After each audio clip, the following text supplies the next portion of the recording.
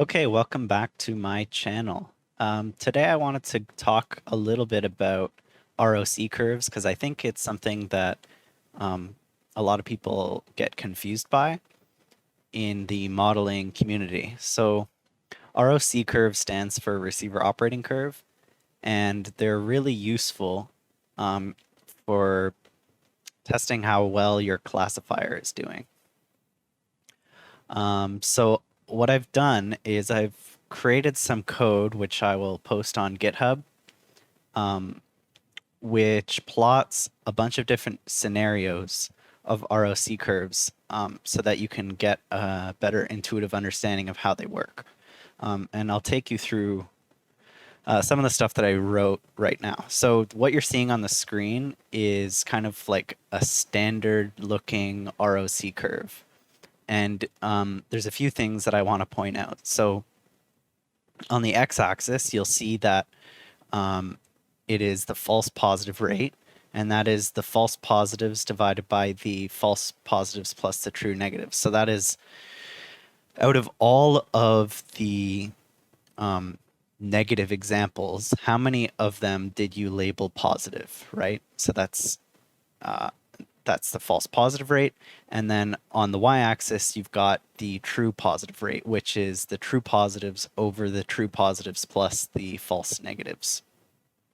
And that is how many things did you label true out of all of the true samples. And what this gives you when you plot it for your given model prediction outputs is kind of this less biased view as compared to something like an accuracy metric of how well your classifier is performing.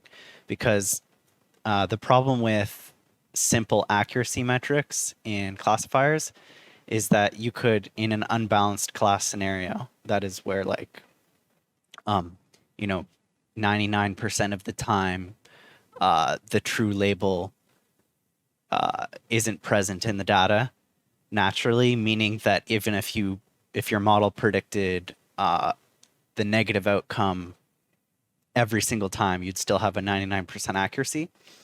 So accuracy doesn't work for that, but ROC curves and the area under the ROC curve is a pretty good metric for determining how well your classifier is doing, especially in unbalanced problems. So what I did for this example, I'll take you into the code now to create this kind of, this is like a, like a decent looking result, right? So anything, I guess, before I go into the code, I should explain one more thing. So this diagonal line represents basically a fully random model. So a model that is no better than picking the positive class or the negative class randomly.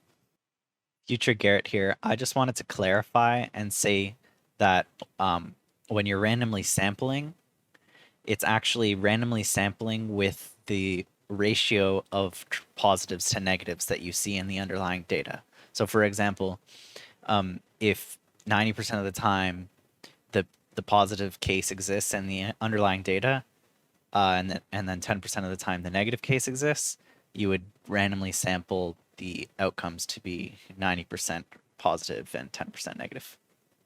And you'll see that here the red dots are kind of sitting above that line, which is a good thing. If they were all on the diagonal, that would be a bad thing. That means your classifier is essentially doing nothing. So let me take you into the code and show you the setup. So essentially for all of these different scenarios, I've created fake data sets where each data set has like an actual and a predicted value. And so the actual value is like a 1 or a 0. It's the so if I were to put this into the context of something real, it would be like is a cancer sample or is not a cancer sample if you were doing image classification on tumors or something like that. And then so that's the A. And then the P is the model predictions, or what the model would. Obviously, these aren't real model predictions, but I made them up to illustrate the ROC curves. So in this case here, if we look at what I call the random model, it's like pseudo-random, right? So I only have 4 samples in this case, and the actual for the first is 0, but the predicted is 1, which would obviously be incorrect. And then the second is 1, 0, and then that's also incorrect. And then the third is 0, 0, which is correct, and 1, 1, which is correct. So 50% of the time it's right, 50% it's not. And then I've got a bunch of different scenarios. So I'll take you through each of the scenarios and show you the plots. So if I look here, let's start with, well, you already saw the ROC curve wild ROC curve, which is just to say it's something that you would see in the wild. So let's go through that, because that's the one you saw already. That was this one here. Here it is. So what I did for this one is I created a 50-50 split of, so this is a balanced class case. 50% are 1 and 50% are 0. There's 100 samples in the 0 case and 100 samples in the 1 case. And then for the so that's the actual values, the truth values, and then the P is the predicted values. So that would be model probabilities that come from your classifier. And if you look here, so the thing that's associated with the 1 is a normal distribution centered on 0.9. And then the negative case, the 0 case, is another normal distribution with the same size centered on 0.1. So you would expect then, if this is a normal distribution, that on average you'll have like a positive, like because the 1 case here is associated with this normal distribution around 0.9. That means the model is on average mostly confident for that set. And then in the other case where it's 0, it's mostly unconfident because the normal distribution is centered around 0.1. And that's what gives us this kind of natural looking ROC curve. And this is mostly stuff that you'll see. And based on what I said before, anything on this this diagonal line is bad. Anything above it is good. So optimally, you want something that goes straight up and across, because that would be a perfect classifier. And I'll show you that now. So next example to go through, now that you've seen kind of what you'll see in the wild, let's go to the edge cases. So here's a good example. Let's say this one I've labeled gradient confidence perfect model. So in my description, I say this function creates an example actual and predicted probabilities that is perfect. No false positives or false negatives. The model has a gradient about the predictions, but it's always greater than 0.5 in the positive case and less than 0.5 in the negative case. So what does this look like? Let's see. Okay, so here it is. Now you'll see that it looks like the model is perfect. And why is that, right? So recall that we're comparing the false positive rates to the true positive rates. And each of these points represents the different possibilities of true positive rates to false positive rates based on different thresholds. And the threshold, again, is you have a predictor. It outputs some probabilities between 0 and 1, and your threshold is saying, when my model gives me, let's say, a prediction of 0.5, anything or above that, anything in that range, I will label as positive, and anything below I will label as negative. So in that case, the threshold is 0.5, but you can set it to anything. So what the ROC curve helps you do is figure out what the best threshold is. And the way you can do that is by drawing some lines. So what you want to do is you want to draw some lines from each point on your ROC curve to this random model line, and you want to make it perpendicular to this random model line. So I'll go ahead and draw some in right now. They'll be rough, obviously. And what you want to do in general is you want to select the line from your point to this random model line that is longest, and then select the threshold associated with that point on your ROC curve as your model threshold. So in this case, you'll see that I've added the labels for the thresholds associated with each of these points. And the threshold 0.6 is what looks to be the best threshold. So, and that actually makes sense because if we look back at our data, you'll see that for the positive case, the first model prediction that starts at that threshold is 0.6. So 0.6, 0.7, 0.8, 0.9, 0.1, they're all, if you set a threshold of 0.6, they will all classify as 1, which is correct in this case. And everything that's below that we see here is classified as a 0, which would also be correct in this case. There are some cases where your ROC curve isn't perfect like this, and you might want to do a trade-off in selecting your threshold, depending on whether or not you care more about true positive rate or false positive rate. Like in the example of medical diagnostics, like if you want to make sure that you are capturing every patient that might possibly have some sort of disease, you want to make sure that you can do a retest.